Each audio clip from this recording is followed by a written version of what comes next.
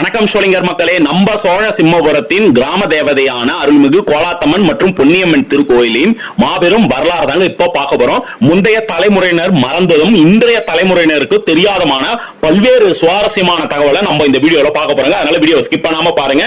வாங்க இந்த வீடியோக்கு போகலாம். நான் உங்கள் யூடியூபர் வசந்த் பழனி.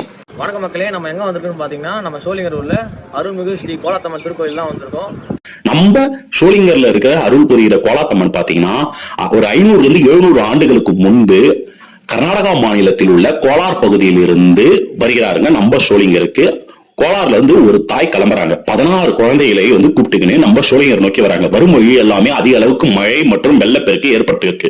அந்த நிலைமையில வர அவங்களுக்கு தங்குவதற்கு ஒரு இடம் தேடுகிறார். அவ்வாறு வரும்போது நம்ம சோளிங்கர் ஏரிக்கரையை ஒட்டிய பகுதியில் ஒரு குடிசையை பாக்குறாங்க. அங்கே சென்று பார்க்கும்போது ஒரு பெண்மணி இருக்கிறார். அவர்களுடைய பெயர் பொன்னி. அவர்களிடம், அம்மா, நான் 16 குழந்தைகளோட வந்திருக்கிறேம்மா, எனக்கு தங்குவதற்கு இடம் வேண்டும் என கேட்க, அதில் மனமிறங்கிய அந்த பொன்னி என்ற அம்மா என்ன பண்றாங்கன்னா, அம்மா நீங்க குழந்தைகளோட உள்ள இருங்க, நான் வெளியே இருக்கிறேன்னு சொல்ல, அவ்வாறு உள்ளே 16 குழந்தைகளுடன் சென்ற தாய் பாத்தீங்கன்னா கோலாத்தம்மனாக மாறுகிறார். அதாவது கோலாரிலிருந்து வந்த தாய் அம்மன் கோலாத்தம்மனாக மாறுகிறார். இது நம்ம கோவிலோட வரலாறுங்க. வெளியே இருந்த இடம் கொடுத்த பொன்னியும் பொன்னி அம்மனாக மாறுகிறார்.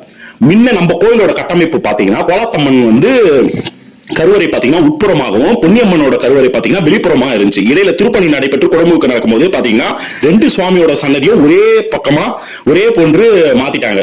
நம்ம எல்லாரும் இப்ப கோலாத்தம்மனும் பொன்னியம்மனும் தரிசனம் பண்றாங்க. அப்ப அந்த கூட வந்த 16 குழந்தைகள் எங்க என்ற சந்தேகம் எல்லாருக்கும் எழுங்க.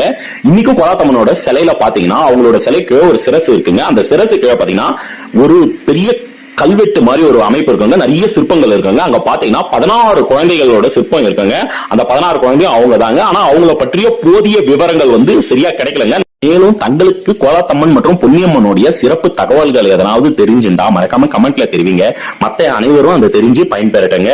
தொடர்ந்து பாத்தீங்கன்னா பகுதி 2, 3 காணொலிகள் கோவிலோட தல வரலாறு பற்றி வருங்க. அதுல பாத்தீங்கன்னா மேலும் கோவிலை பற்றி அரிய தகவல்கள் வெளியிடப்படுதுங்க.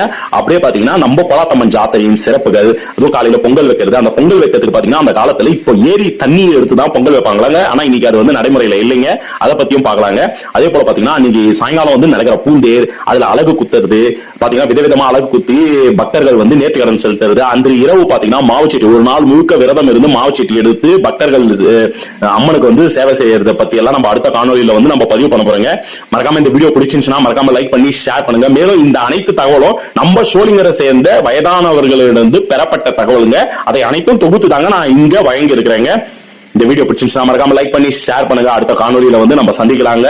நன்றி. நான் உங்கள் யூடியூபர் வசந்த் பழனி.